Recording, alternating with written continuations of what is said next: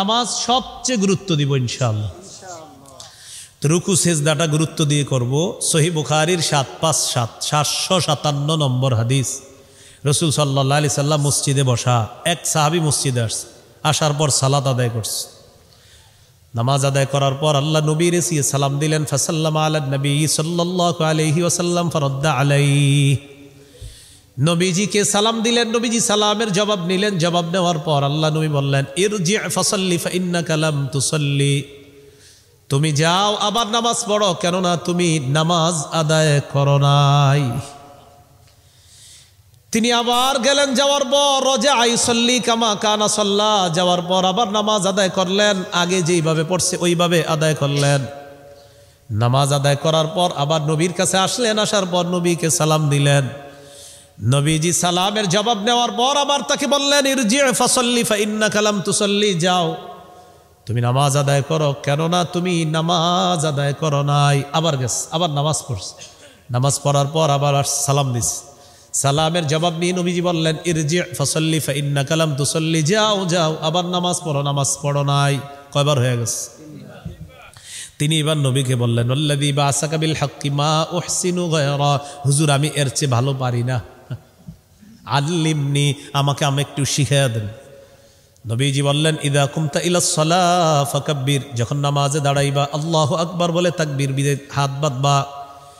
এরপর সানা পড়বা, এরপর সূরা ফাতিহা পড়ার পর সুম্মা ক্রা মা তায়াসসারা মা'কা মিনাল কোরআন, কোরআনের যে অংশটা সহজ এখান থেকে পড়বা, মানে তুমি যেখান থেকে পারো এখান থেকে পড়বা। পড়ার পর সুম্মার কা, রুকু করবা, হাত্তা তাতমাইন্না রাকিআ, ধীরস্থিরভাবে রুকু করবা। এই হাদিসের এই অংশ যারা বোঝা যায়, ততক্ষণ পর্যন্ত রুকুর মধ্যে থাকবা, যতক্ষণ তোমার ইতমিনান না হয়, মন প্রশান্তি না হয়, ততক্ষণ রুকুতে থাকবা। সুবহানাল্লাহ। এই জন্য সুন্নতে দাঁড়াইবেন একটু সময় নিয়ে। এগুলা সুন্নতের ব্যাপারে কথাটা, নফলের ব্যাপারে। কারণ ইমাম সাহেবের পিছনে তো আর সব পারবেন না আপনি। ইমাম সাহেব অসুস্থ, দুর্বল, সবল সবাইরে নিয়ে নামাজ পড়তে, এই জন্য নবী বলছে ইমাম সবার প্রতি লক্ষ্য রেখে নামাজ পড়াতে হবে। শুধু আপনি 20 মিনিট দাঁড়ায় থাকতে পারবেন, অসুস্থ ব্যক্তি তো পারবে না, এই জন্য ইমাম সবাইকে লক্ষ্য করে নামাজ পড়াইতে হয়। তা আপনি কি করবেন? রুকু করবেন এমনভাবে যে রুকুতে যাওয়ার পর আপনার মনে হল হ্যাঁ রুকুটা মোটামুটিভাবে মনে হয় করছি, এরপর আপনি রুকু থেকে উঠবেন। এই জন্য কী করবেন? অন্তত 10 মিনিট সময় নিয়ে সুন্নতে দাঁড়াবেন। 4 রাকাত, কয় মিনিট সময়? 10 মিনিট। তো রুকু থেকে উঠার পর হাত্তা তা'তাদিলা কাইমা, সোজা হয়ে দাঁড়াবা। আমাদের অনেকে বাঁকা হয়ে থাকে না, সোজা হয়ে দাঁড়াবা। এরপর সেজদা করবা, 2 সেজদার মাঝখানে সোজা হয়ে বসবা, আবার সেজদা করবা, ইতমিনানের সাথে সেজদা করবা। এরপর তুমি এইভাবে 1 রাকাত হলো তোমার, এইভাবে তুমি সবগুলা রাকাত আদায় করবা। এটা হবে তোমার নামাজ, আর এই নামাজ আল্লাহ কবুল করবে। তাহলে দৃঢ়শিস্তে রুকু সেজদা করব। হাদিসের একটা কিতাব আছে সহিহুল জামে, কিতাবের 1671 নম্বর হাদিস। মন দিয়ে শোনেন এই হাদিসটা। আব্দুল্লাহ ইবনে ওমর একদিন দেখে এক যুবক নামাজ পড়তেছে। নামাজের মধ্যে তিনি লম্বা সময় দাঁড়িয়েছিলেন, কিন্তু রুকু সেজদাটা দাঁড়ানোর চাইতে একটু শর্ট করতেছে। মানে দাঁড়াইছে লম্বা সময়, কিন্তু রুকুটা দাঁড়ানোর তুলনায় একটু তাড়াতাড়ি, সেজদাটা দাঁড়ানোর তুলনায় একটু তাড়াতাড়ি। আপনারা আবার এটা ভাইবেন না যে হুজুর মনে হয় আমগমতো তাড়াতাড়ি না, আমগমতো তো তাড়াতাড়ি নাই। আব্দুল্লাহ ইবনে ওমর রাদিয়াল্লাহু তাআলা আনহুমা দেখলেন এক যুবক নামাজ পড়ে, লম্বা সময় দাঁড়িয়ে থাকে, তো রুকুটা একটু শর্ট করে, সেজদাটা দাঁড়ানোর চেয়ে একটু শর্ট করে। আব্দুল্লাহ ইবনে ওমর বললেন, আইয়ুকুম ইয়ারিফুহু, আচ্ছা তোমাদের মধ্যে কেউ চিনে তাকে? একজন বললেন, হুজুর আমি চিনি। হুজুর কেন? আব্দুল্লাহ ইবনে ওমর বললেন, লাউ আরাফতুহু লাআমারতুহু আইয়ুকসিরার রুকুআ ওয়াস সুজুদা, আমি যদি তাকে চিনতাম তাহলে তাকে বলতাম তুমি যেইভাবে লম্বা সময় দাঁড়িয়ে থাকো ঠিক তেমনিভাবে একটু লম্বা সময় রুকু করবা, লম্বা সময় সেজদাও করবা। আমি তাকে চিনলে এটা বলতাম। কয় কেন বলতেন? এবার তিনি বলেন, ফাইন্নী সামিআতু রাসূলুল্লাহি সাল্লাল্লাহু আলাইহি ওয়াসাল্লাম ইয়াকুল, আমি নবীকে বলতে শুনেছি, ইন্নাল আবদা ইযা কামা ইলাস সালাহ উতিয়া বিযুনুবিহি কুল্লিহা ফাউদিআত আলা আতিকাই। মন দিয়ে শুনেন কি বলে। কোন বান্দা যখন নামাজে দাঁড়ায়, বলেন সবাই বলেন, কোন বান্দা যখন নামাজে দাঁড়ায় তার সব গুনাহগুলা একত্রিত করে তার 2 কাঁধের উপর রেখে দেওয়া হয়। তাহলে কোনো বান্দা যখন নামাজে দাঁড়ায় তার সবগুলা গুনাহ দুই কাঁধের উপর রেখে দেওয়া হয়। কুল্লামা রকা আও সাজাদা, বলেন যখনই সে রুকু করে সিজদা করে, তাসাকাতাত আনহু, তখনই তার গুনাহগুলা ঝরে পড়া শুরু হয়ে যায়। রুকুর সিজদা সুন্দর মতো করবেন না ইনশাআল্লাহ, নাকি রুকু না আজকে থেকে সুন্দরভাবে রুকু কতক্ষণ করব দেখেন, তাহলে শিখাই। রুকু ততক্ষণ করব যতক্ষণ আমার গুনাহ ঝরানো দরকার। সুবহানাল্লাহ। সিজদা ততক্ষণ করব যতক্ষণ আমার গুনাহ ঝরানো দরকার। এটা মনে রাখবেন যে রুকু করতেছে না না আরো ঝরুক। সুবহান রাব্বিয়াল আযীম, সুবহান রাব্বিয়াল আযীম, আরো ঝরুক সুবহান রাব্বিয়াল আযীম। এইভাবে আপনি ধীরস্থিরভাবে রুকু করবেন। আল্লাহ তৌফিক দান করেন। তাহলে রুকু সেজদা সুন্দরভাবে করা মানিও নামাজ কায়েম করা। মনে আসেনি? হ্যাঁ। 3 নাম্বার, আল মুহাফাজাতু আলাল খুশুই ওয়াল খুজু, খুশু খুজুর সাথে নামাজ পড়া। ছোটবেলা থেকে শুনতে শুনতে বড় হয়েছি খুশু খুজুর সাথে নামাজ, কিন্তু খুশু খুজু কারে কয়? বলেন আমার সাথে, তাহলে মনে থাকবে। বলেন খুশু এর সম্পর্ক কলবের সাথে, খুজু এর সম্পর্ক অঙ্গ প্রত্যঙ্গের সাথে।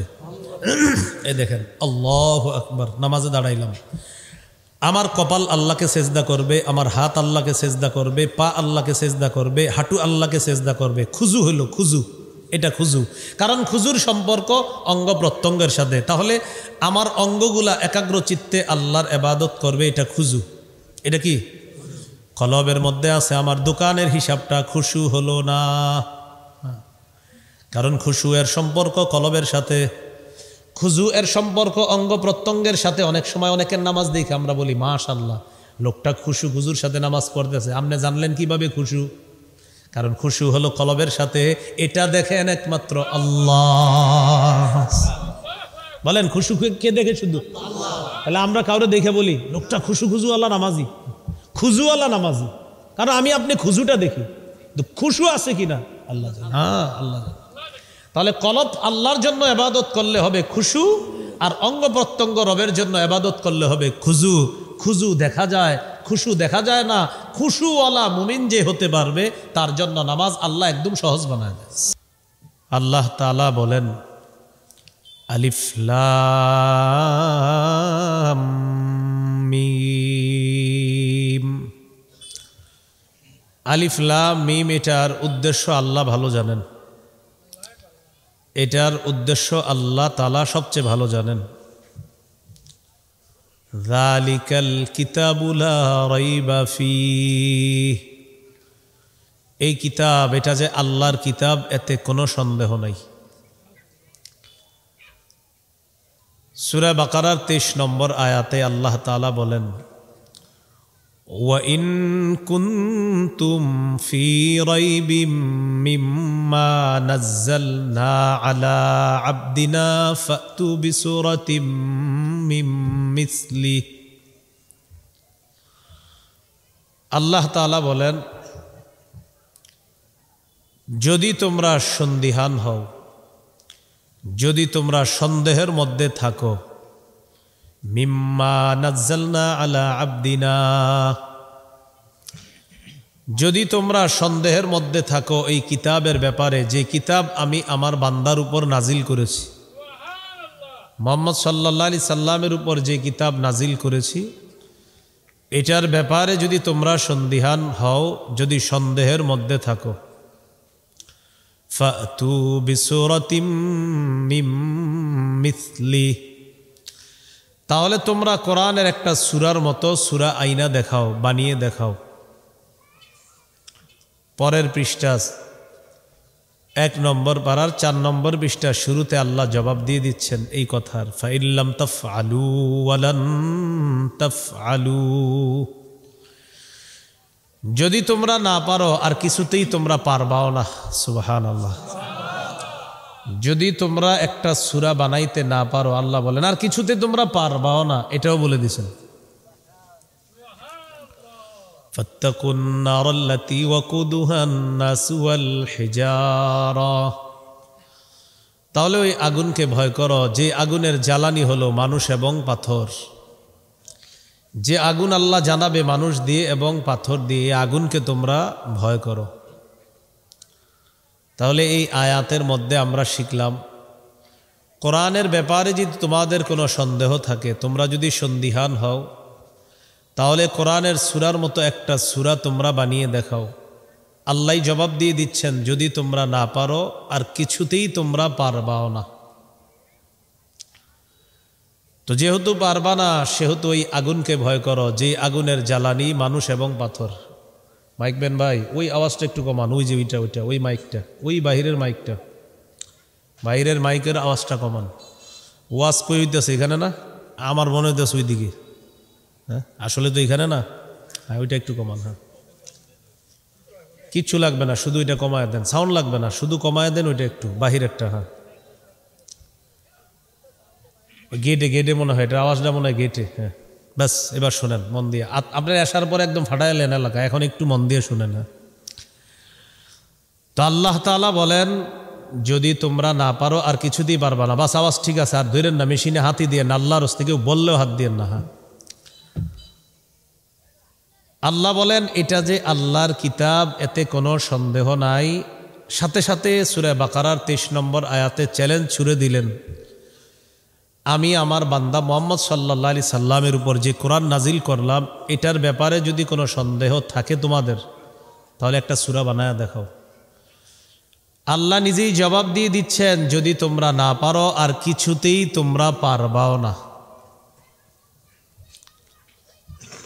সূরা ইউনূসের 37 নম্বর আয়াতে আল্লাহ তাআলা বলেন, ওয়ামা কানা হাযাল কুরআনু আন ইফতারা মিন দুনিল্লাহ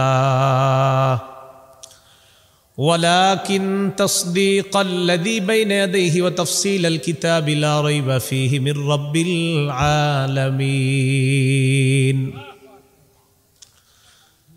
ওয়ামা কানা হাযাল কুরআনু আন ইফতারা মিন দুনিল্লাহ।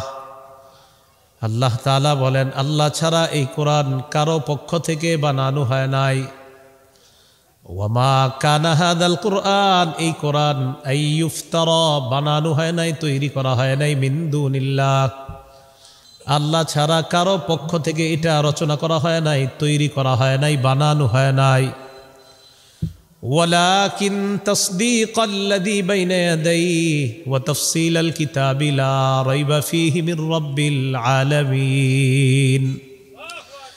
এই কোরআন তার পূর্বে যত কিতাব আছে, এই কিতাবগুলাকে সত্যায়নকারী এবং এই কোরআন তার পূর্বের সমস্ত কিতাবের ব্যাখ্যা দানকারী হলো এই কোরআন। শেষে কি বলে দেখেন, লা রাইবা ফীহি, কোরআনের মধ্যে কোনো সন্দেহ নাই, মির রাব্বিল আলামিন, এটা বিশ্বজগতের রবের পক্ষ থেকে অবতীর্ণ কিতাব, এই কথায় কোনো সন্দেহ নাই।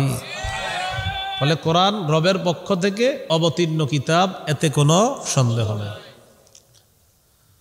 সূরা আলিফ লাম মিম আস-সাজদা 2 নম্বর আয়াতে আল্লাহ বলেন, তানজিলুল কিতাবি লা রাইবা ফীহি মির রাব্বিল আলামিন। এই কিতাব আল্লাহর পক্ষ থেকে নাজিলকৃত, লা রাইবা ফী, এতে কোনো সন্দেহ নাই, মির রাব্বিল আলামিন, এটা বিশ্বজগতের রবের পক্ষ থেকে নাজিলকৃত কিতাব, এতে কোনো সন্দেহ নাই। এই হলো লা রাইবা ফী। এরপরে আল্লাহ বলেন, হুদাল্লিল মুত্তাকিন, এই কোরআন মুত্তাকিদের জন্য হেদায়েত।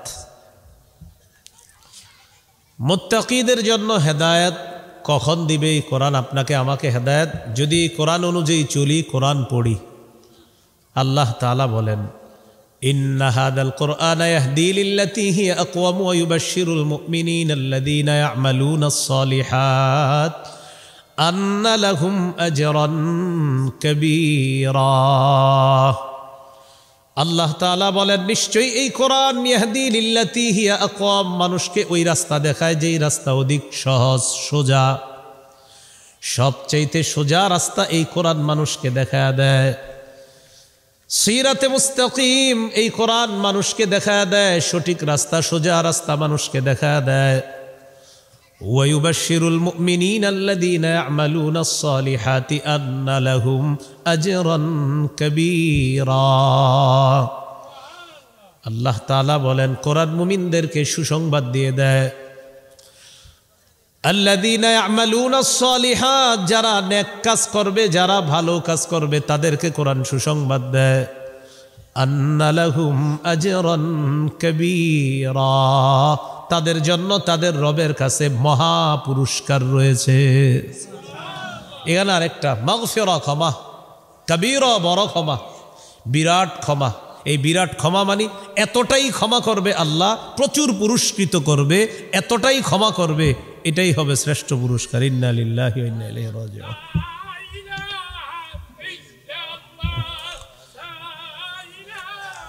আস্তাগফিরুল্লাহ, আস্তাগফিরুল্লাহ, আস্তাগফিরুল্লাহ।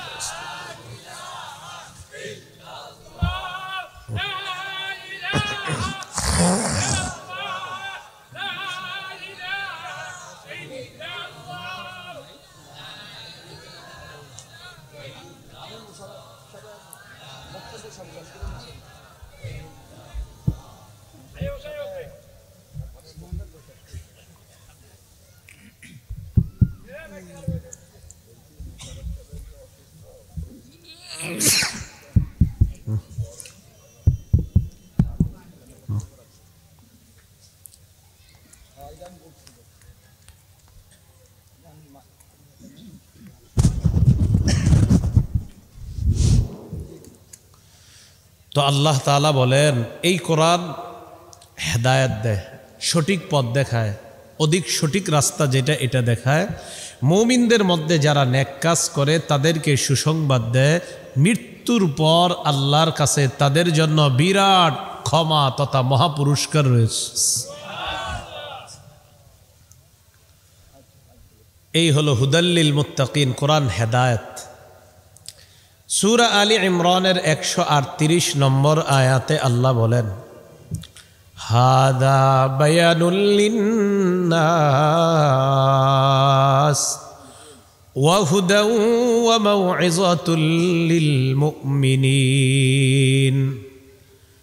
আল্লাহ তাআলা বলেন হাদা বায়ানুল লিন্নাস, এই কোরআন মানুষের জন্য সঠিক পথ প্রদর্শন। বায়ানুল লিন্নাস, স্পষ্ট ব্যাখ্যা করে কোরআন। ওয়া হুদা, কোরআন হেদায়েত। ওয়া মাউইযাতুল লিল মুমিনিন, মুমিনদের জন্য কোরআন হলো ওয়াজ। আরেক জায়গায় আছে মাউইযাতুল লিল মুত্তাকিন, যারা মুত্তাকি, যারা তাকওয়া অবলম্বন করে, কোরআন এই মুত্তাকিদের জন্য হেদায়েত, কোরআন মুত্তাকিদের জন্য ওয়াজ, নসিহত। যে ওয়াজ তাকে এমনভাবে গড়ে তুলবে জান্নাতের রাস্তা দেখায়। তো এইটা আল্লাহ বললেন হাদা বায়ানুল লিন্নাসি ওয়া হুদা ওয়া মাউইযাতুল লিল মুত্তাকিন। আল্লাহ তাআলা বলেন এই কোরআন মানুষের জন্য স্পষ্ট ব্যাখ্যা দান করে, স্পষ্ট পথ নির্দেশ করে। স্পষ্ট পথ নির্দেশক হলো এই কোরআন। ওয়া হুদা, এই কোরআন হলো হেদায়েত। ওয়া মাউইযাতুল লিল মুত্তাকিন, মুত্তাকিদের জন্য এই কোরআন হলো ওয়াজ।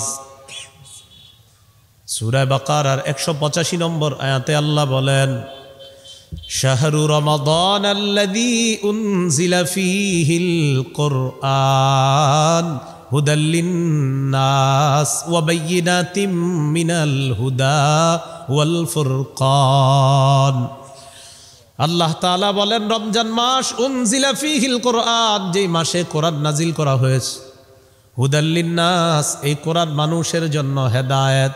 যে মানুষ এই কোরআনের কাছে আসবে, কোরআন পড়বে, কোরআন অনুযায়ী আমল করবে, এই কোরআন ওই মানুষটাকে হেদায়েতের রাস্তা দেখায় দিবে। তাহলে কি শিখলাম? কোরআন মানুষের জন্য হেদায়েত, মুত্তাকিদের জন্য হেদায়েত। এটা আল্লাহ বললেন যালিকাল কিতাবু লা রাইবা ফীহি হুদাল লিল মুত্তাকিন। কোরআন মুত্তাকিদের জন্য হেদায়েত। এখন মুত্তাকি কারা? আল্লাহ তাআলা বলেন আল্লাযীনা ইউমিনুনা বিল গায়ব, যারা অদৃশ্যকে বিশ্বাস করে, গায়েবকে যারা বিশ্বাস করে। গায়েব মানে অদৃশ্য, লুকায়িত, যা দেখা যায় না, ছোঁয়া যায় না, ধরা যায় না, এটা শুধু অনুভব করা যায়, অন্তরে শুধু কল্পনা করা যায়, অদৃশ্য শুধু অনুভব করা যায় যে গায়েব একটা জিনিস, এটা ধরা যায় না, ছোঁয়া যায় না, দেখা যায় না, স্পর্শ করা যায় না, এটা হলো গায়েব। পবিত্র কোরআনে গায়েব শব্দটা 49 বার আছে। কয়বার? গায়েবের বহুবচন হলো গুয়ুব, গুয়ুব শব্দটা আছে 4 বার। গায়েবের বহুবচন গুয়ুব। অদৃশ্য বস্তুসমূহ, জিনিসসমূহ, এই গুয়ুব আছে 4 বার, আর গায়েব আছে 49 বার। তো আল্লাহ তাআলা বলেন আল্লাযীনা ইউমিনুনা বিল গায়ব, মুত্তাকি হলো তারা যারা গায়েবকে বিশ্বাস করে, যারা অদৃশ্যে বিশ্বাস করে। আল্লাযীনা ইউমিনুনা, আল্লাহ তাআলা বলেন যারা ঈমান রাখে, বিল গায়ব, গায়েবের প্রতি ঈমান রাখে, ইউমিনুনা ঈমান রাখে। ইউমিনুনা এটা হলো জমা মুজাক্কার গায়েব, এভাবে বলে আর কি, আপনারা বুঝবেন না আরবি ব্যাকরণ। হ্যাঁ, ইউমিনুনা তারা বিশ্বাস রাখে, ঈমান রাখে। এখন ঈমান কি জিনিস? আবিধানিক অর্থ হলো আত-তাসদীকু বিমা জাআ বিহি নবী সাল্লাল্লাহু আলাইহি ওয়াসাল্লাম ওয়াল ইকরারু বিহি। এমনি আবিধানিক অর্থ হলো বিশ্বাস করা, ঈমান, বাস আমরা সহজে বুঝি বিশ্বাস করা। আর পারিভাষিকভাবে যদি বলি তাহলে নবী যা নিয়ে এসেছে তা বিশ্বাস করা এবং স্বীকার করা, এটার নাম ঈমান। আবার বলছি, আত-তাসদীকু বিমা জাআ বিহি নবী সাল্লাল্লাহু আলাইহি ওয়াসাল্লাম ওয়াল ইকরারু বিহি। আমাদের নবীজি আল্লাহর পক্ষ থেকে যা নিয়ে এসেছেন এটা বিশ্বাস করার নাম ঈমান, এবং এটা স্বীকার করার নাম ঈমান। অধিকাংশ মুহাদ্দিসিনে কেরামের মতে ঈমান কাকে বলে? তাদের মতে 3 জিনিসের নাম ঈমান। শিখি, বলেন কয় জিনিসের নাম ঈমান? 3টা জিনিস হলো আত-তাসদীক বিল জিনান ওয়াল ইকরার বিল লিসান ওয়াল আমল বিল আরকান। আত-তাসদীক বিল জিনান মানে অন্তরে বিশ্বাস করা, ওয়াল ইকরার বিল লিসান মুখে স্বীকার করা, ওয়াল আমালু বিল আরকান ঈমানের রুকন সমূহ যে আছে এই রুকন সমূহ এগুলাকে অঙ্গ প্রত্যঙ্গের মাধ্যমে বাস্তবায়ন করা। এই অঙ্গ প্রত্যঙ্গের মাধ্যমে বাস্তবায়ন করা, এটার নাম হলো ঈমান। তাহলে ঈমান 3 জিনিসের নাম, অন্তরে বিশ্বাস করা, মুখে স্বীকার করা, আর আমলে বাস্তবায়ন করা। আবার অন্তরে বিশ্বাস করা, মুখে স্বীকার করা, আমলে বাস্তবায়ন করা, এই 3 জিনিসের নাম ঈমান। তাহলে আসেন আবার, আল্লাযীনা ইউমিনুনা বিল গায়ব, যারা অদৃশ্যে বিশ্বাস করে, যারা গায়েবকে বিশ্বাস করে। বুখারীর বর্ণনা 4777 নম্বর হাদিসের বর্ণনা। জিবরিল আমিন আল্লাহ নবীকে প্রশ্ন করলেন, মাল ঈমানু ইয়া রাসূলুল্লাহ, ওগো আল্লাহর নবী ঈমান কি জিনিস আমি জানতে চাই।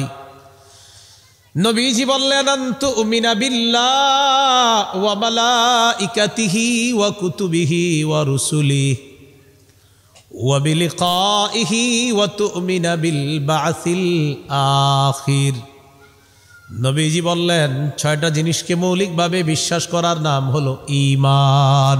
বলেন কয় জিনিসকে মৌলিকভাবে বিশ্বাসের নাম ঈমান? 6।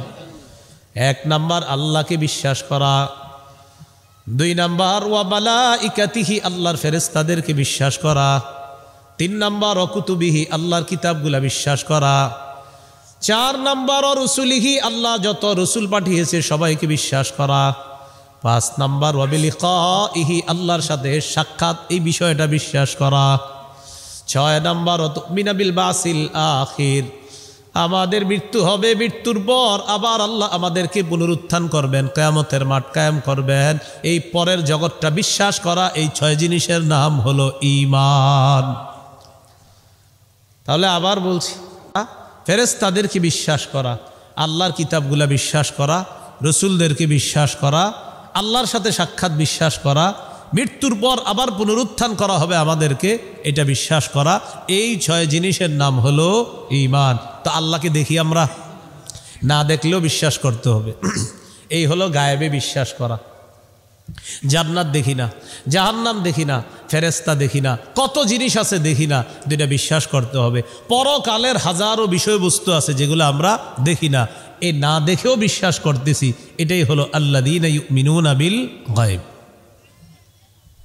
আল্লাহকে দেখি আমরা। যারা আল্লাহকে না দেখে ভয় করবে তাদের জন্য আল্লাহর পক্ষ থেকে ক্ষমা এবং বিরাট পুরস্কারের ঘোষণা। সূরা মুলকের 12 নম্বর আয়াতে আল্লাহ বলেন, ইন্নাল্লাযীনা ইয়াখশাউনা রাব্বাহুম বিল গায়বি লাহুম মাগফিরাতুন ওয়া আজরুন কাবীর।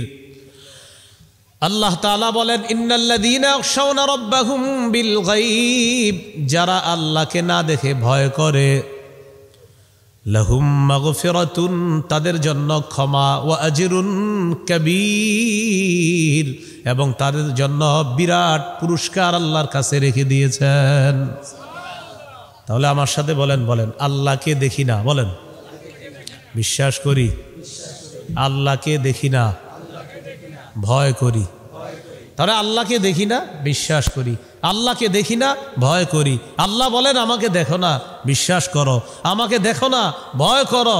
তোমার জন্য ক্ষমা, তোমার জন্য বিরাট পুরস্কার রয়েছে। আর এই বিশ্বাস যদি আপনার সরিষার দানা পরিমাণ হয়, বলেন কি পরিমাণ?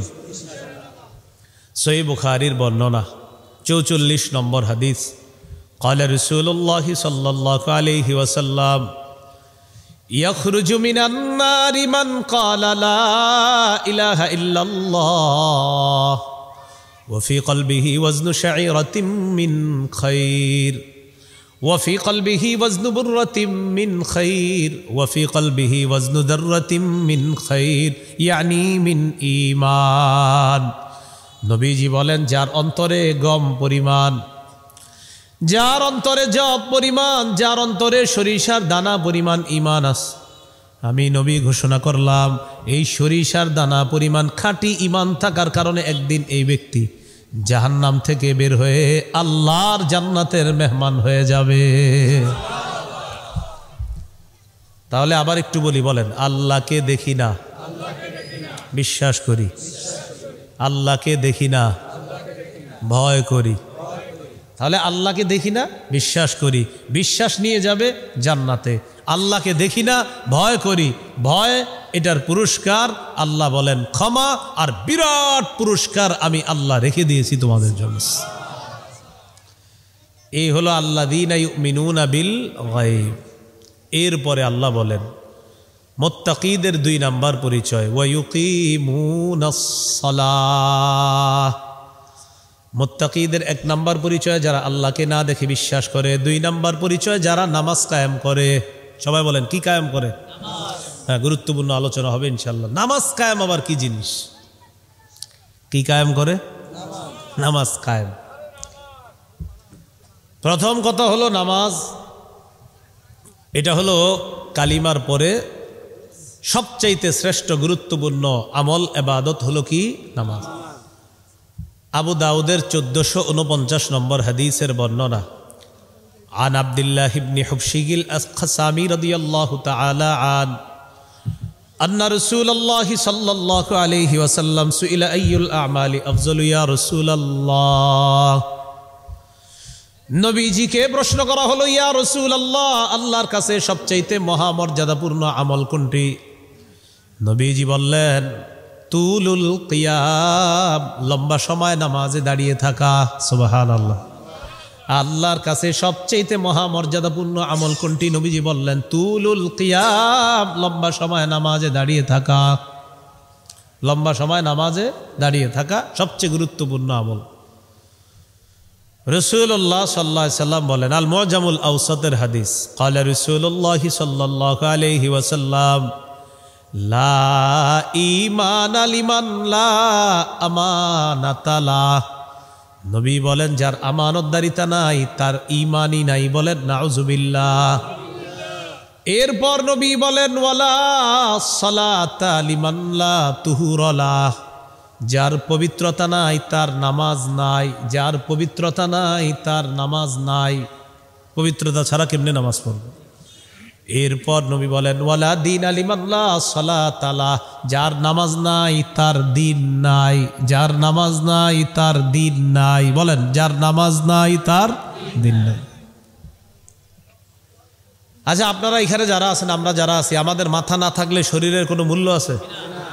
নবীজি বলেন ইন্নামা মাউদিউস সালাহ মিনাদ-দ্বীন কামাউদিউর রাসি মিনাল জাসাদ। নবীজি বলেন শরীরের মধ্যে সবচাইতে দামি অঙ্গ যেমন মাথাটা, দ্বীনের মধ্যে সবচাইতে শ্রেষ্ঠ অঙ্গ হলো নামাজ।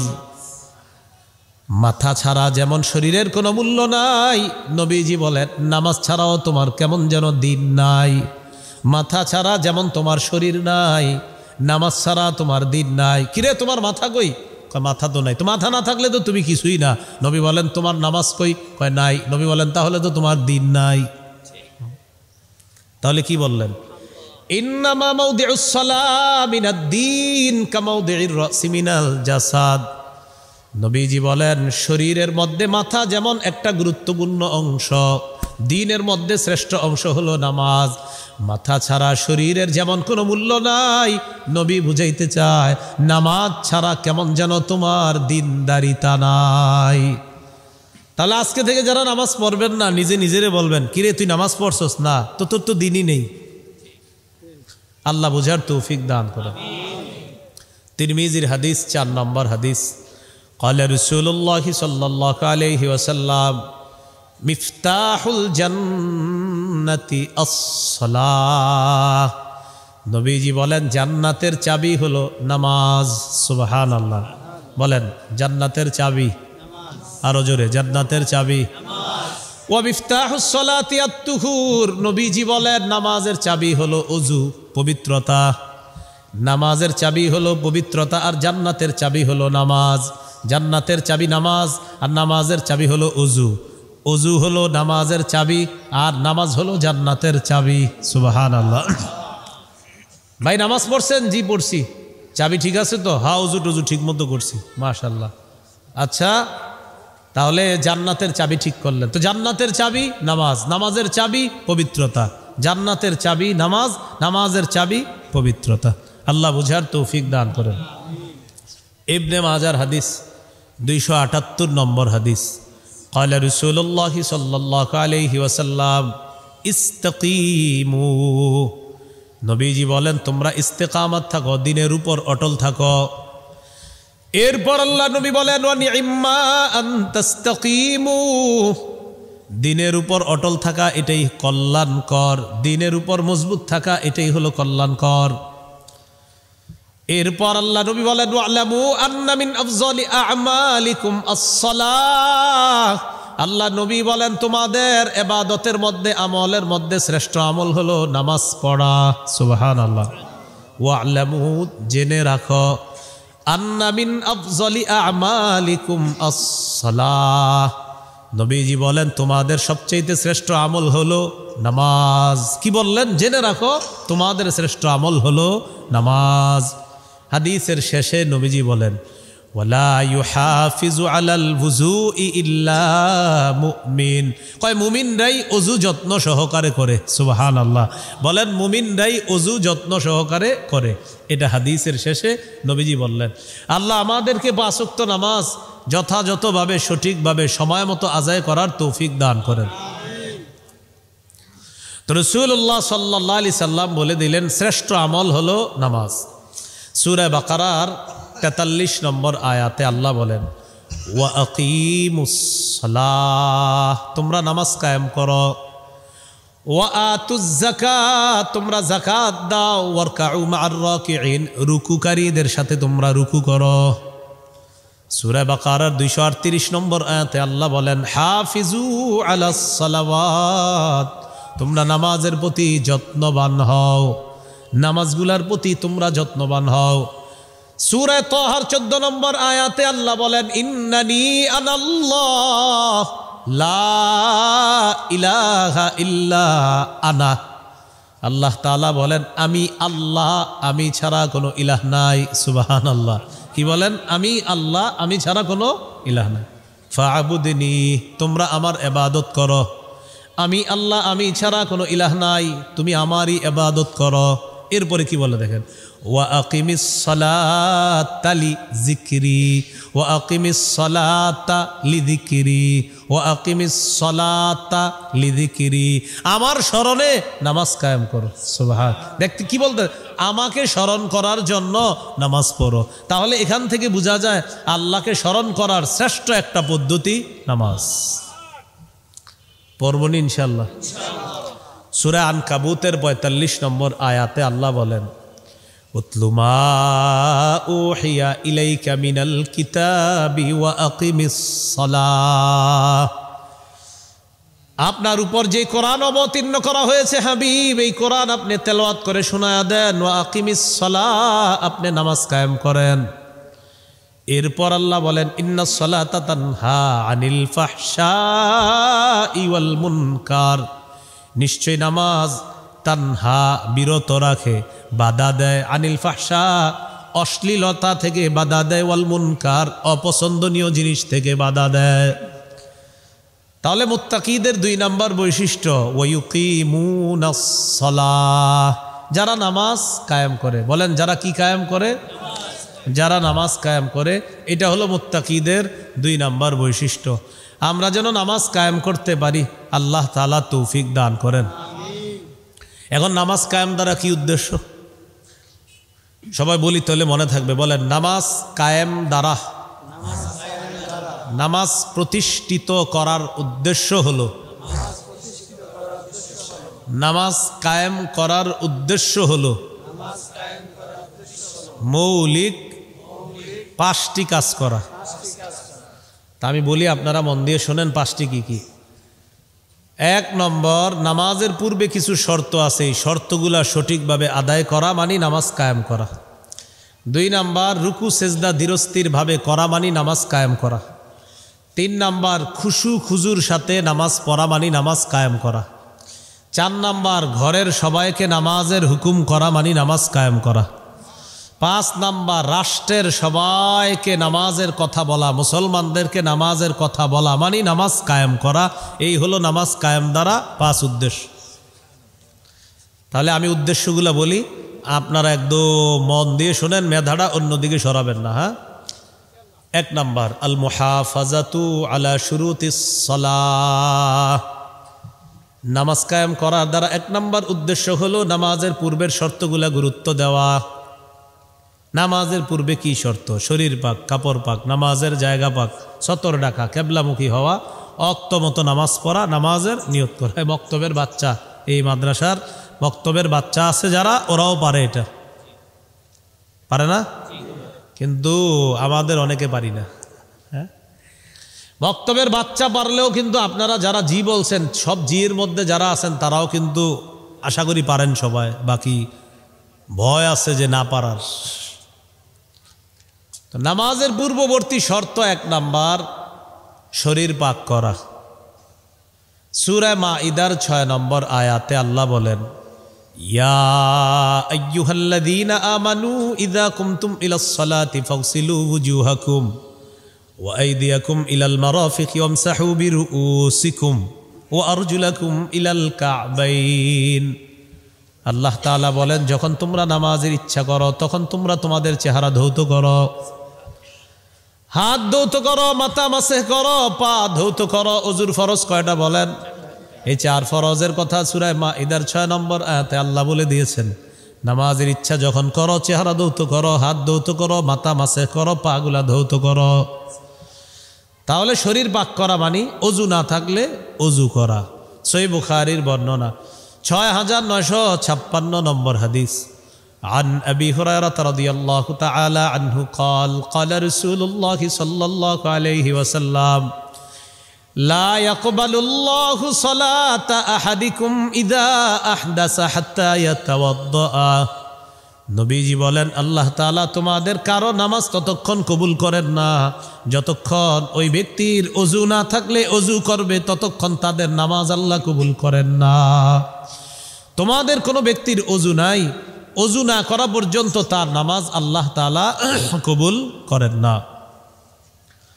তাহলে ওযু না থাকলে ওযু করা, আর গোসল ফরজ হলে গোসল করা। সূরা মাইদার 6 নম্বর আয়াতে আল্লাহ বলেন, ওয়া ইন কুনতুম জুনুবান ফাত্তাহহারু, যদি তোমাদের উপর গোসল ফরজ হয় তাহলে তোমরা গোসল করে নিবা। তাহলে শরীর পাক করা দ্বারা উদ্দেশ্য হলো অজু না থাকলে অজু করা, গোসল ফরজ হলে গোসল করা, এরপরে কাপড় পবিত্র করা। আল্লাহ তাআলা সূরা মুদ্দাসসিরের 4 নম্বর আয়াতে বলেন, ওয়া থিয়াবাকা ফাতাহহির, নবী আপনি আপনার কাপড়গুলা পবিত্র করেন। সহিহ বুখারীর বর্ণনা 227 নম্বর হাদিস, জাআত ইমরাতুন নবী সাল্লাল্লাহু আলাইহি ওয়াসাল্লাম فقالت أرأيت إحدانا تحيد في الثوب فكيف تصنع يا رسول الله। এক মহিলা আল্লাহ নবীর কাছে আসছে, আসার পর বলি, ইয়া রাসূলুল্লাহ, আমাদের কারো কাপড়ের মধ্যে নাপাকি লাগলে এই নাপাকি পবিত্র করার উপায় কি আপনার কাছে জানতে চাই। নবীজি বলেন, 1 নাম্বার তাহুত্তুহু, কাপড়ের মধ্যে নাপাকি লাগলে এই নাপাকি ঘষে উঠানোর চেষ্টা করা। 2 নাম্বার সুম্মা তুকরিসুহু বিল মা, ওই কাপড়টা পানির মধ্যে এইভাবে রিগড়িয়ে নিবে। 3 নাম্বার অতানদাহু, এরপর ভালোভাবে চিপবে, চিপার পর এটা শুকাতে দিবে। সুম্মা তুসাল্লি ফিহি, এরপর এই পবিত্র কাপড়ে নামাজ আদায় করবে। তাহলে নামাজের পূর্ববর্তী শর্ত হলো কাপড় পাক করা। সহিহ বুখারী 227 নম্বর হাদিস থেকে আমরা জানলাম কাপড় পাক করা এটাও নামাজ কায়েম করা। কাপড় পাক করে ওই পবিত্র কাপড়ে নামাজ পড়া মানেও নামাজ কায়েম করা। এরপরে নামাজের জায়গা পবিত্র করা। আপনি যেখানে নামাজ পড়বেন এটা পবিত্র কিনা, এই নামাজের জায়গাটা পবিত্র কিনা এই খোঁজ খবর নেওয়া মানেও নামাজ কায়েম করা। সুবহানাল্লাহ। সহিহ বুখারী 438 নম্বর হাদিসের বর্ণনা, قال رسول الله صلى الله عليه وسلم أعطيت 5 لم يعطهن أحد من الأنبياء قبلي। আল্লাহ নবী বলেন, আমাকে 5টি জিনিস দেওয়া হয়েছে যা অতীতের কোনো নবীকে দেওয়া হয় নাই। 1 নাম্বার নুসিরতু বিররুবি মাসিরাতা শাহরিন, নবী বলেন, আমি যখন কোনো এলাকায় জিহাদের উদ্দেশ্যে বের হই 1 মাসের দূরত্বে বেঈমানদের অন্তরে আমার ব্যাপারে ভীতি সৃষ্টি করে দেওয়া হয়। সুবহানাল্লাহ। আমি বের হয়েছি, আমার ব্যাপারে কাফেরদের অন্তরে আল্লাহ ভীতি সৃষ্টি করে দেয়। 2 নাম্বার ওয়াজুইলাত লিয়াল আরদু মাসজিদান ওয়া তাহুরা, নবীজি বলেন এই গোটা জমিনটা আমার জন্য পবিত্র করে দেওয়া হয়েছে এবং সিজদার স্থান বানিয়ে দেওয়া হয়েছে। সুবহানাল্লাহ।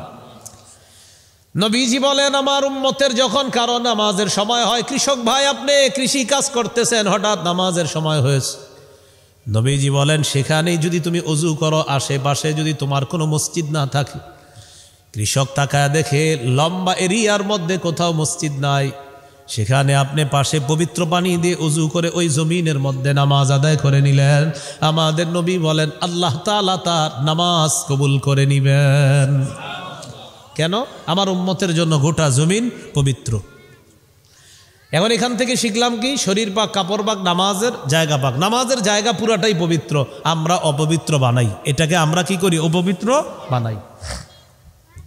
এরপরে সতর ঢাকা।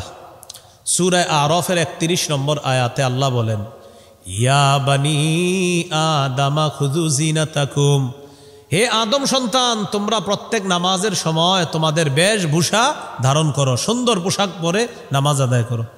গ্রামগঞ্জের অনেকে আমরা কি করি, মাশাআল্লাহ, গোসল করে কোনো মতে গামছাড়া গায়ে দিয়েই দৌড় মসজিদে। আল্লাহু আকবার। গরমকালে বিশেষ করে মসজিদের পাশে গোসল করে, তো যেহেতু গোসলটা কইরেই ফেলছি আর নামাজটা দাঁড়ায় যাবে একটু পরে, নামাজটা পইরেই যায়, গামছা দিয়েই মেরে দেয়। একটু সুন্দর পোশাক পরে আসেন না, বাড়িতে যান, আধা ঘন্টা আছে এখনো নামাজের, তো আপনি বাড়িতে গিয়ে লুঙ্গিটা ঠিক মতো শুকাতে দেন, এরপর পাঞ্জাবি পরে সুন্দরভাবে রবের সামনে এসে সবচেয়ে সুন্দরভাবে দাঁড়াবেন, কারণ আমি আমার রবের সামনে দাঁড়াবো, সতর ঢেকে সুন্দরভাবে দাঁড়াবো। তো মাশাআল্লাহ, গামছা যারা শুধু গায়ে দেন, আপনার মাশাআল্লাহ দেখতেও তো এটা আচ্ছা, যাই হোক, তো এইরকম করবেন না। তো এই হলো আপনার সতর ঢাকা। এরপরে কেবলামুখী হওয়া। 17-18 মাস আল্লাহ নবী বাইতুল মুকাদ্দাসের দিকে ফিরে নামাজ পড়ে, কিন্তু মন চায় কাবার দিকে ফিরে নামাজ পড়তে, মন চায়, কিন্তু মুখ দিয়া বলে না, কারণ আল্লাহর হুকুম তো এই জন্য হুকুম দিয়ে তো কিছু বলা যাবে না। তাই মন চায় কাবার দিকে আবার কেবলাটা হোক, কিন্তু মুখ দিয়ে বলে না, কারণ আল্লাহর হুকুম বাইতুল মুকাদ্দাসের দিকে ফিরে নামাজ পড়া, তাই নামাজ পড়ে, কিন্তু মনটা চায় কাবার দিকে পড়তে। তো মনের উপর তো কারো নিয়ন্ত্রণ নাই। আল্লাহ তাআলা বলেন, কদ নারা তাকাল্লুবা ওয়াজহিকা ফিস সামা, হাবিব আপনি বারবার আকাশের দিকে কেন মাথা উঠান? আমি আল্লাহ কিন্তু জানি। সুবহানাল্লাহ। আপনার চেহারা বারবার আকাশের দিকে উঠান আবার নামান, তাকাল্লুবা ওয়াজহিকা ফিস সামা, এই যে আপনি চেহারাটা এইভাবে আকাশের দিকে কেন উঠান আমি জানি। ফালানুওয়াল্লিয়ান্নাকা কিবলাতান তারদাহা, আপনার মনের চাহিদা হলো কাবার দিকে যেন আমি আবার কেবলাটা করে দেই। ঠিক আছে, যান, আমি আপনার পছন্দ অনুযায়ী শীঘ্রই আমি কেবলা আবার কাবার দিকে করে দিব। তো নামাজের মধ্যে 4 রাকাত ওয়ালা নামাজ 2 রাকাত পড়ে ফেলছে। জিবরিল আমিন আয়েশা কয়, তাড়াতাড়ি ঘুরেন, কেবলা পরিবর্তন হয়ে গেছে, বাকি 2 রাকাত কাবার দিকে পড়েন। এই জন্য 4 রাকাত নামাজ 2 রাকাত পড়ছে বাইতুল মুকাদ্দাসের দিকে ফিরে, আর 2 রাকাত কাবার দিকে। যেই জায়গায় নামাজটা নবী পড়ছে ওই মসজিদটাকে বলা হয় মসজিদু জিল কিবলাতাইন, 2 কেবলার মসজিদ। 2 কেবলার কি মসজিদ, অর্থাৎ 2 কেবলার দিকে ফিরে 1 নামাজ পড়ছে নবী। এই কথাগুলো মনে থাকবে নি? এইগুলো একটু নোট করে রাখবেন, মাঝে মাঝে খাতা কলম নিয়ে বসবেন মাহফিলে। কারণ আমরা তো মাহফিলে ওই আগে থেকে একটা নিয়ম হয়েছে, যামু কিছুক্ষণ শুনবো, কানের সুখ দিমু, আরেক কান দিয়ে বের করবো, বাড়িতে এসে আবার শুয়ে যাবো, সকালবেলা আবার জামাই বউ বসে গল্প করবো আগের মতোই। এই জাতীয় চিন্তা চেতনাগুলো আস্তে আস্তে বাদ দিতে হবে। আপনারা বিশেষ করে, আমি মাশাআল্লাহ সবাই ভালো আলোচক, আমি তো আলোচক না, আমি হইলাম আপনার কিছু কথা বলি, জোরেও কথা বলি না, আস্তে বলি। তো এই জন্য একটু খাতা কলম রাখবেন, দেখবেন যে আমরা 2 দল মিলে ভালো কিছু শিখতে পারবো ইনশাআল্লাহ।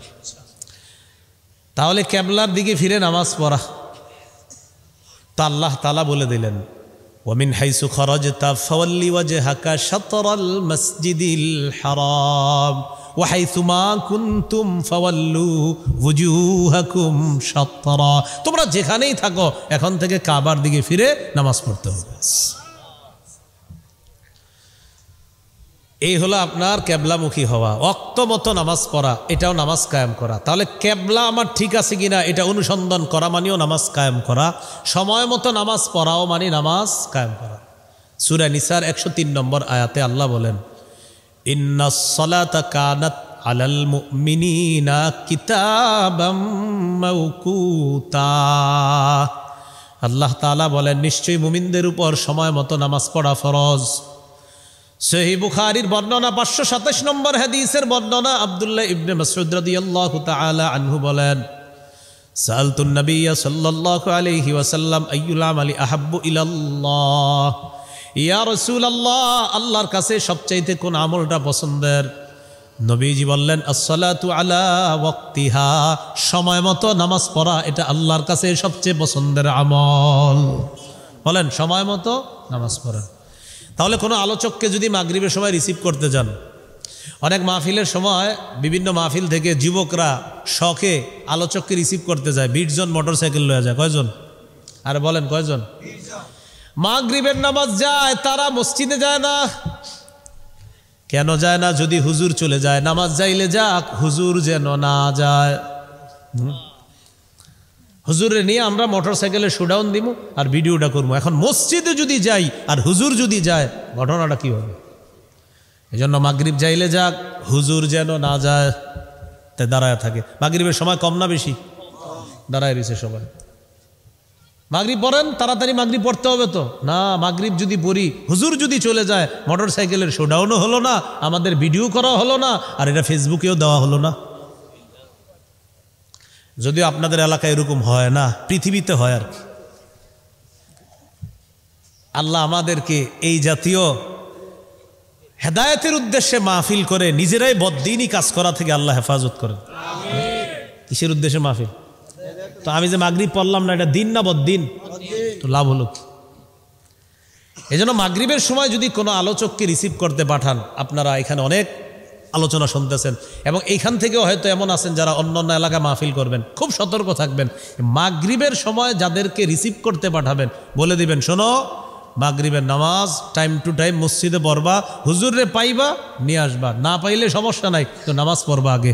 আমাদের এই নামাজ যেন তোমাদের মিস না হয়, কর্তৃপক্ষ যারা থাকবেন মোটর সাইকেলওয়ালাদেরকে এটা গুরুত্ব দিয়ে বলবেন তুমি নামাজ পড়বা। এটা কি বলা যাবে কিনা ইনশাল্লাহ? কারণ আলোচক সাহেব আইসা একটু ভুলটুল হইলেও মানুষকে জিজ্ঞাসা করে মাহফিল পর্যন্ত কোনোভাবে চলে আসবে, তো মাগরিবটা চলে গেল তো আর আসবে না। এই জন্য সময় মতো নামাজ পড়া। বাংলাদেশ এয়ারপোর্টে মাগরিবের নামাজ পড়লেন, পড়ার পর আপনি প্লেনে উঠলেন, সৌদি আরব যাবেন ওমরা করতে, হজ করতে, আল্লাহ সবাইকে তৌফিক দান করেন। তো মাগরিব পড়ার পর প্লেনে উঠছেন, সময় মতো মাগরিব পড়ছেন, পড়ার পর প্লেনে উঠে পশ্চিম দিকে গিয়ে দেখেন এখনো সূর্য ডুবে নেই। বুঝেন নাই? সূর্য ডুবার পরেই মাগরিব পড়ছেন বাংলাদেশ এয়ারপোর্টে, সময় মতো নামাজ। এখন আপনি উঠার পর পশ্চিম দিকে গিয়ে দেখলেন সূর্য তো ডুবে নাই, একটু পরে ডুবছে, মানে মাগরিব প্লেনেও আবার মাগরিবের সময় হয়েছে, তখন কি করবেন? আর পড়া লাগবে না, কারণ নামাজ একবারই ফরজ হয়, আপনি একবার ফরজ আদায় করে ফেলছেন। এই জন্য আপনি পশ্চিম দিকে যতই যান, সূর্য যদি নাও ডুবে, একটু পরে ডুবলে যাদের মাগরিব পড়া হয় নাই তারা মাগরিব পড়বে, কিন্তু আপনি তো মাগরিব পড়ে ফেলছেন, আপনার আর মাগরিব পড়তে হবে না। এটা মনে থাকবেন ইনশাআল্লাহ? আচ্ছা, আল্লাহ মনে রাখার তৌফিক দান করেন। তাহলে সময় মতো নামাজ পড়া মানেও নামাজ কায়েম করা। এরপরে নামাজের নিয়ত করা।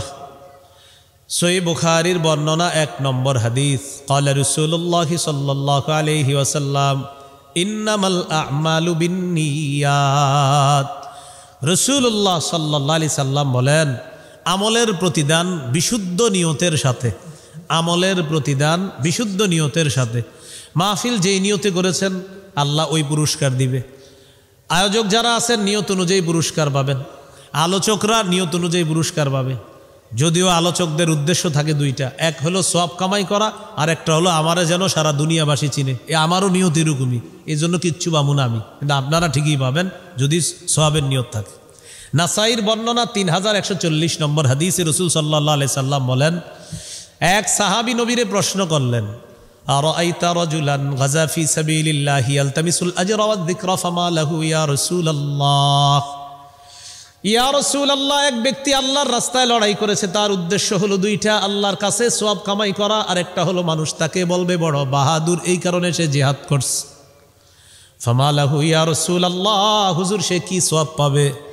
নবীজি বললেন, লা শাইআ লাহু, সে কিছুই পাবে না। নাউজুবিল্লাহ বলেন। আদাহা সালাসা মাররাত, 3 বার প্রশ্নটা করলেন, হুজুর কিছুই পাবে না? আল্লাহ নবী বললেন, লা শাইআ লাহু, লা শাইআ লাহু, লা শাইআ লা, কিছুই পাবে না, কিছুই পাবে না, কিছুই পাবে না। কারণ সওয়াব নিয়ত, আবার মানুষকে দেখানো নিয়ত, তাই সে কিছুই পাবে না। আল্লাহ আমাদেরকে শুধু আল্লাহর জন্য সবকিছু করার তৌফিক দান করেন। প্রিয় ভাইয়েরা, মনে থাকবেন ইনশাআল্লাহ।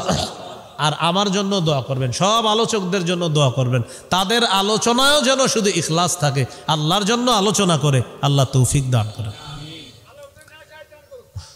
আমিন আমিন। তাহলে নামাজ কায়েম দ্বারা কয় উদ্দেশ্য মনে আসেনি? 5টা, বুঝলে গেছেন? কয়টা? 1 নাম্বার, পূর্বের শর্তগুলা গুরুত্ব দেওয়া, এইগুলো পূর্বের শর্ত। নামাজ কায়েম দ্বারা দ্বিতীয় উদ্দেশ্য বলেন, রুকু সেজদা ধীরস্থির ভাবে করা।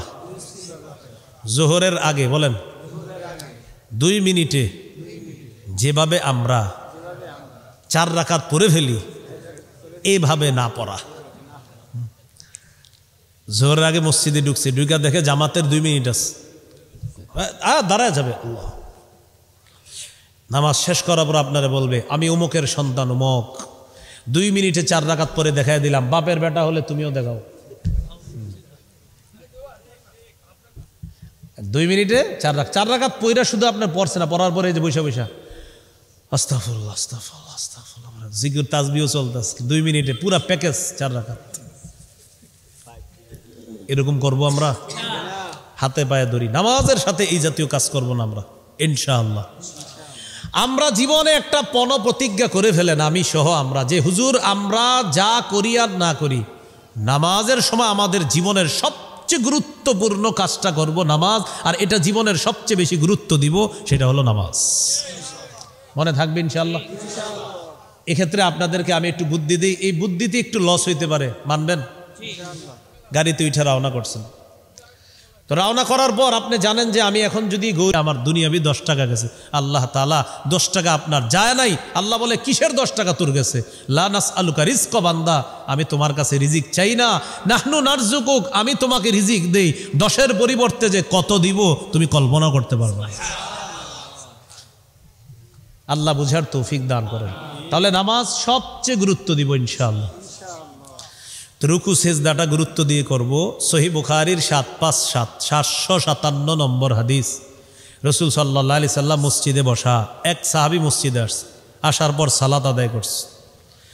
নামাজ আদায় করার পর আল্লাহ নবী রেসিয়ে সালাম দিলেন। ফাসাল্লামা আলা নবী সাল্লাল্লাহু আলাইহি ওয়াসাল্লাম ফারাদ্দা আলাইহি, নবীজিকে সালাম দিলেন, নবীজি সালামের জবাব নিলেন। জবাব নেওয়ার পর আল্লাহ নবী বললেন, ইরজি ফাসাল্লি ফাইন্নাকা লাম তুসাল্লি, তুমি যাও আবার নামাজ পড়ো, কেননা তুমি নামাজ আদায় করো নাই। তিনি আবার গেলেন, যাওয়ার পর রাজা আইসাল্লি কামা কানা সাল্লা, যাওয়ার পর আবার নামাজ আদায় করলেন, আগে যেইভাবে পড়ছে ওইভাবে আদায় করলেন। নামাজ আদায় করার পর আবার নবীর কাছে আসলেন, আসার পর নবীকে সালাম দিলেন।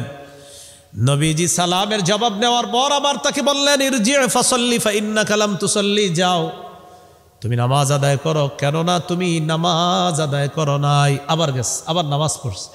নামাজ পড়ার পর আবার সালাম দিস। সালামের জবাব নিয়ে নবীজি বললেন, ইরজি ফাসাল্লি ফাইন্নাকা লাম তুসাল্লি, যাও যাও আবার নামাজ পড়ো, নামাজ পড়ো নাই। কয়বার হয়ে গেছে?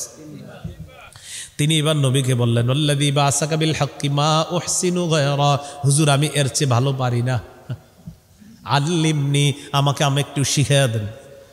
নবীজি বললেন, ইদা কুমতা ইলাস সালাহ ফাকাব্বির, যখন নামাজে দাঁড়াইবা আল্লাহু আকবার বলে তাকবীর দিয়ে হাত বাঁধবা, এরপর সানা পড়বা, এরপর সূরা ফাতিহা পড়ার পর সুম্মা ক্রা মা তায়াসসারা মা'কা মিনাল কুরআন, কোরআনের যে অংশটা সহজ এখান থেকে পড়বা, মানে তুমি যেখান থেকে পারো এখান থেকে পড়বা। পড়ার পর সুম্মার কা, রুকু করবা, হাত্তা তাতমাইন্না রাকিআ, ধীরস্থির ভাবে রুকু করবা। এই হাদিসের এই অংশ যারা বোঝা যায়, ততক্ষণ পর্যন্ত রুকুর মধ্যে থাকবা, যতক্ষণ তোমার ইতমিনান না হয়, মন প্রশান্তি না হয়, ততক্ষণ রুকুতে থাকবা। সুবহানাল্লাহ। এই জন্য সুন্নতে দাঁড়াইবেন একটু সময় নিয়ে। এগুলা সুন্নতের ব্যাপারে কথাটা, নফলের ব্যাপারে। কারণ ইমাম সাহেবের পিছনে তো আর সব পারবেন না আপনি। ইমাম সাহেব অসুস্থ, দুর্বল, সবল সবাইরে নিয়ে নামাজ পড়তে, এই জন্য নবী বলছে ইমাম সবার প্রতি লক্ষ্য রেখে নামাজ পড়াতে হবে। শুধু আপনি 20 মিনিট দাঁড়ায় থাকতে পারবেন, অসুস্থ ব্যক্তি তো পারবে না, এই জন্য ইমাম সবাইকে লক্ষ্য করে নামাজ পড়াইতে হয়। তা আপনি কি করবেন? রুকু করবেন এমনভাবে যে রুকুতে যাওয়ার পর আপনার মনে হল হ্যাঁ রুকুটা মোটামুটিভাবে মনে হয় করছি, এরপর আপনি রুকু থেকে উঠবেন। এই জন্য কী করবেন? অন্তত 10 মিনিট সময় নিয়ে সুন্নতে দাঁড়াবেন। 4 রাকাত। কয় মিনিট সময়? 10 মিনিট। তো রুকু থেকে উঠার পর হাত্তা তা'তাদিলা কাইমা, সোজা হয়ে দাঁড়াবা। আমাদের অনেকে বাঁকা হয়ে থাকে, না, সোজা হয়ে দাঁড়াবা। এরপর সেজদা করবা, 2 সেজদার মাঝখানে সোজা হয়ে বসবা, আবার সেজদা করবা, ইতমিনানের সাথে সেজদা করবা। এরপর তুমি এইভাবে 1 রাকাত হলো তোমার, এইভাবে তুমি সবগুলা রাকাত আদায় করবা। এটা হবে তোমার নামাজ, আর এই নামাজ আল্লাহ কবুল করবে। তাহলে দৃঢ় শিস্তে রুকু সেজদা করব। হাদিসের একটা কিতাব আছে সহিহুল জামে, কিতাবের 1671 নম্বর হাদিস, মন দিয়ে শোনেন। এই হাদিসটা আব্দুল্লাহ ইবনে ওমর একদিন দেখে এক যুবক নামাজ পড়তেছে। নামাজের মধ্যে তিনি লম্বা সময় দাঁড়িয়েছিলেন, কিন্তু রুকু সেজদাটা দাঁড়ানোর চাইতে একটু শর্ট করতেছে। মানে দাঁড়াইছে লম্বা সময়, কিন্তু রুকুটা দাঁড়ানোর তুলনায় একটু তাড়াতাড়ি, সেজদাটা দাঁড়ানোর তুলনায় একটু তাড়াতাড়ি। আপনারা আবার এটা ভাইবেন না যে হুজুর মনে হয় আমগমতো তাড়াতাড়ি, না, আমগমতো তো তাড়াতাড়ি নাই। আব্দুল্লাহ ইবনে ওমর রাদিয়াল্লাহু তাআলা আনহুমা দেখলেন এক যুবক নামাজ পড়ে, লম্বা সময় দাঁড়িয়ে থাকে, তো রুকুটা একটু শর্ট করে, সেজদাটা দাঁড়ানোর চেয়ে একটু শর্ট করে। আব্দুল্লাহ ইবনে ওমর বললেন, আইয়ুকুম ইয়ারিফুহু, আচ্ছা তোমাদের মধ্যে কেউ চিনে তাকে? একজন বললেন, হুজুর আমি চিনি। হুজুর কেন? আব্দুল্লাহ ইবনে ওমর বললেন, লাউ আরাফতুহু লাআমারতুহু আইয়ুকসিরার রুকুআ ওয়াস সুজুদা, আমি যদি তাকে চিনতাম তাহলে তাকে বলতাম তুমি যেইভাবে লম্বা সময় দাঁড়িয়ে থাকো ঠিক তেমনিভাবে একটু লম্বা সময় রুকু করবা, লম্বা সময় সেজদাও করবা। আমি তাকে চিনলে এটা বলতাম। কয় কেন বলতেন? এবার তিনি বলেন, ফাইন্নী সামিআতু রাসূলুল্লাহি সাল্লাল্লাহু আলাইহি ওয়াসাল্লাম ইয়াকুল, আমি নবীকে বলতে শুনেছি, ইন্নাল আবদা ইযা কামা ইলাস সালাহ উতিয়া বিযুনুবিহি কুল্লিহা ফাউদিআত আলা আতিকাই। মন দিয়ে শুনেন কি বলে। কোনো বান্দা যখন নামাজে দাঁড়ায়, বলেন সবাই বলেন, কোনো বান্দা যখন নামাজে দাঁড়ায় তার সব গুনাহগুলা একত্রিত করে তার দুই কাঁধের উপর রেখে দেওয়া হয়। তাহলে কোনো বান্দা যখন নামাজে দাঁড়ায় তার সবগুলা গুনাহ দুই কাঁধের উপর রেখে দেওয়া হয়। কুল্লামা রকা আও সাজাদা, বলেন যখনই সে রুকু করে সিজদা করে,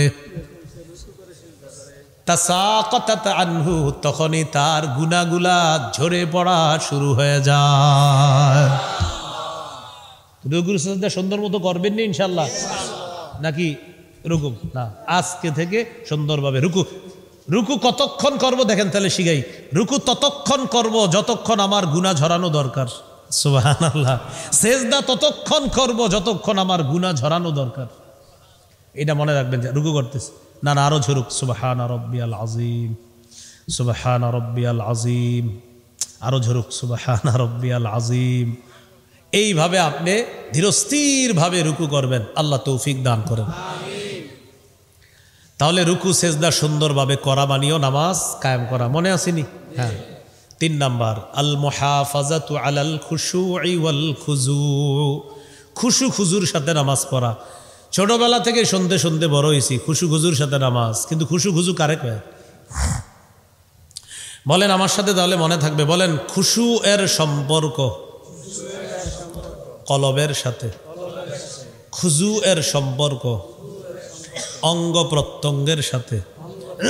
এই দেখেন, আল্লাহু আকবার। নামাজে দাঁড়াইলাম, আমার কপাল আল্লাহকে সেজদা করবে, আমার হাত আল্লাহকে সেজদা করবে, পা আল্লাহকে সেজদা করবে, হাঁটু আল্লাহকে সেজদা করবে। খুজু হইল, খুজু, এটা খুজু। কারণ খুজুর সম্পর্ক অঙ্গ প্রত্যঙ্গের সাথে। তাহলে আমার অঙ্গগুলা একাগ্র চিত্তে আল্লাহর ইবাদত করবে, এটা খুজু। এটা কি? কলবের মধ্যে আছে আমার দোকানের হিসাবটা খুশু হলো না, কারণ খুশু এর সম্পর্ক কলবের সাথে, খুজু এর সম্পর্ক অঙ্গ প্রত্যঙ্গের সাথে। অনেক সময় অনেকের নামাজ দেখে আমরা বলি মাশাআল্লাহ, লোকটা খুশু খুজুর সাথে নামাজ পড়তেছে। আপনি জানলেন কিভাবে খুশু? কারণ খুশু হলো কলবের সাথে। এটা দেখেন একমাত্র আল্লাহ। বলেন, খুশু কে দেখে? শুধু আল্লাহ। তাহলে আমরা কাউরে দেখে বলি লোকটা খুশু খুজু আল্লাহ নামাজি, খুজু আল্লাহ নামাজি, কারণ আমি আপনি খুজুটা দেখি, খুশু আছে কিনা আল্লাহ জানে। হ্যাঁ, আল্লাহ জানে। তাহলে কলব আল্লাহর জন্য ইবাদত করলে হবে খুশু, আর অঙ্গ প্রত্যঙ্গ রবের জন্য ইবাদত করলে হবে খুজু। খুজু দেখা যায়, খুশু দেখা যায় না। খুশুওয়ালা মুমিন যে হতে পারবে তার জন্য নামাজ আল্লাহ একদম সহজ বানায় দেয়। সূরা বাকারার 45 নম্বর আয়াতে আল্লাহ বলেন, ওয়াস্তাঈনু বিস-সাবরি ওয়াস-সালাহ ওয়া ইন্নাহা লাকাবীরাতুন ইল্লা আলাল খাশিঈন। নামাজের মাধ্যমে, সবরের মাধ্যমে সাহায্য প্রার্থনা করো। শোনো, নামাজটা কঠিন, তবে যারা খুশুওয়ালা মুমিন, যাদের কলবে আমি আল্লাহর ইবাদতের তামান্না আছে, আগ্রহ আছে, তাদের জন্য নামাজ একদম সহজ। তাহলে এই হলো নামাজ কায়েম করা। 4 নাম্বার, পরিবারকে নামাজের কথা বলা, স্ত্রীকে নামাজের কথা বলা, সন্তানদেরকে নামাজের কথা বলা। সূরা তাহা 132 নম্বর আয়াতে আল্লাহ বলেন, ওয়ামুর আহলাকা বিস-সালাহ ওয়াসতাবির আলাইহা। আপনি আপনার পরিবারকে নামাজের কথা বলেন, আর ওয়াসতাবির আলাইহা, নিজেও নামাজ আদায় করেন। আপনি আপনার পরিবারকে নামাজের কথা বলেন, নিজেও ধৈর্যের সাথে নামাজ আদায় করেন। তাহলে পরিবারকে নামাজের কথা বলা মানেও নামাজ কায়েম করা। এরপরে সর্বশেষ 5 নাম্বার, রাষ্ট্রের সব মুসলমান যেন নামাজি হয়ে যায় এই চেষ্টা করা। এটার দায়িত্ব 1 নাম্বার রাষ্ট্রপ্রধানের। কোন রাষ্ট্রপ্রধান? মুসলমানদের রাষ্ট্রপ্রধান। মুসলমানদের রাষ্ট্রপ্রধান কে হবে? সূরা হজের 41 নম্বর আয়াতে আল্লাহ বলেন, আল্লাযীনা ইম্মাক্কান্নাহুম ফিল আরদি আকামুস সালাহ ওয়া আতাউয যাকাতা ওয়া আমারু বিল মা'রুফি ওয়া নাহাউ আনিল মুনকার। আমি যাদেরকে দুনিয়ার রাষ্ট্র ক্ষমতায় বসাই তাদের 1 নাম্বার কাজ নামাজ কায়েম করবে, 2 নাম্বার যাকাত আদায় করবে, 3 নাম্বার সৎ কাজের আদেশ করবে, 4 নাম্বার অসৎ কাজের নিষেধ করবে। এই হলো রাষ্ট্রপ্রধানের কাজ হবে। আমগো কপালে এই জাতীয় রাষ্ট্রপ্রধান আছে কি না আল্লাহ ভালো জানে।